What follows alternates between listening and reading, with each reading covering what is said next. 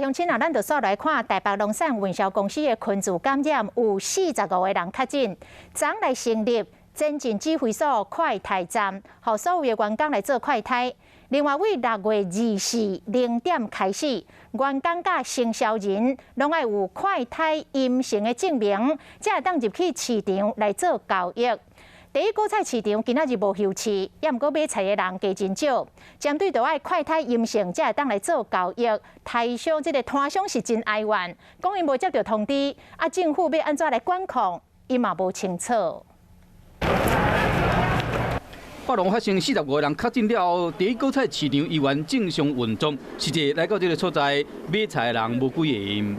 就个人防疫措施做好就可以了。门口都有管制，所以不会害怕。北农的管制也不错，然后自己的本来就有对这些有一些照顾吧。第一果菜市场除了本来用身份证、单号、双号分流甲实名制管制，伫6月24也是后日起会实施加强的防疫措施。不管是员工还是生销人，拢必须要有快筛阴性，才会使入去到市场进行消费的买卖。也不过要安怎做，这摊商讲拢无人甲因通知。他安排的不好啊。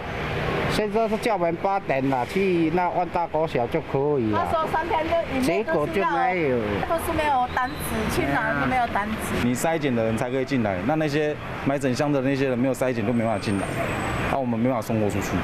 摊商希望讲要安怎做，应该甲大家讲个清楚，敢是大家人拢会使排入这个快筛。